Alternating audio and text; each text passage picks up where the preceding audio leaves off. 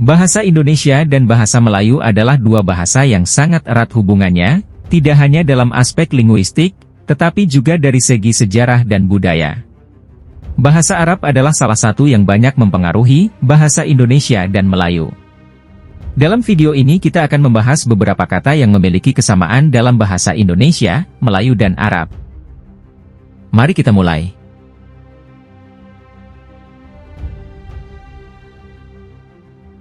Miskin.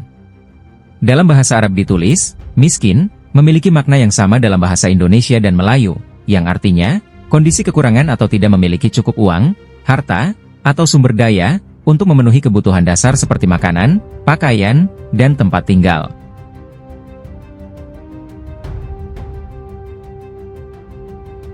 Aurat.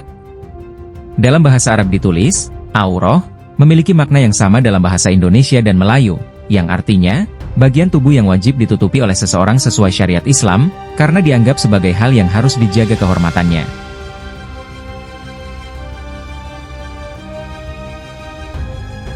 Wasiat.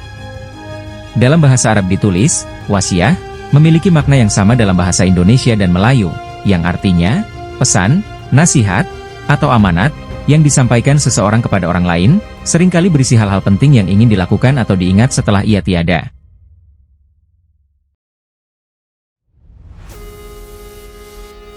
Niat. Dalam bahasa Arab ditulis, niyah, memiliki makna yang sama dalam bahasa Indonesia dan Melayu, yang artinya, maksud atau kehendak hati untuk melakukan suatu perbuatan.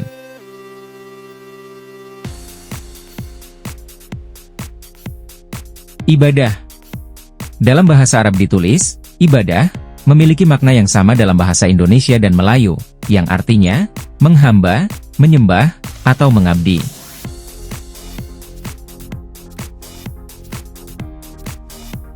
Wajib.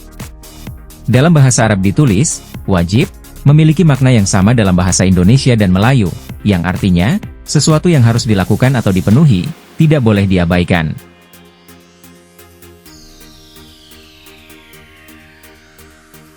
Ijazah.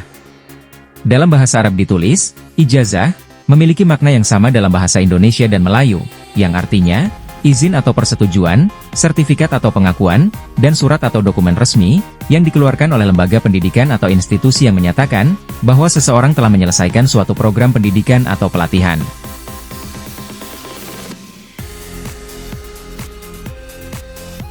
Nikah. Dalam bahasa Arab ditulis, nikah, memiliki makna yang sama dalam bahasa Indonesia dan Melayu, yang artinya, ikatan atau perjanjian yang sah antara seorang laki-laki dan seorang perempuan untuk hidup bersama sebagai suami istri.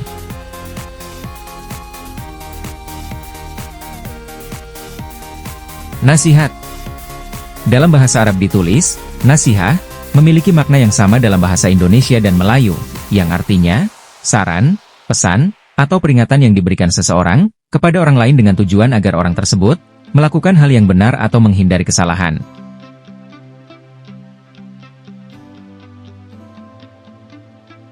Badan.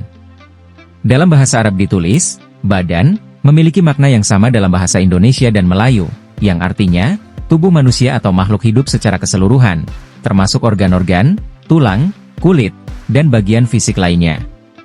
Bisa juga berarti organisasi, lembaga, atau badan usaha, yang memiliki tujuan atau fungsi tertentu.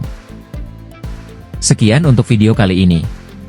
Kita akan bahas lebih banyak kata lagi, pada video-video berikutnya.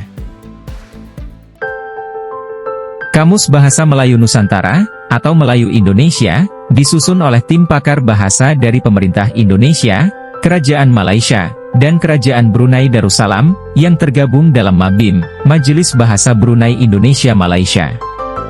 Juga didukung oleh Majelis Bahasa Melayu Singapura sebagai peninjau.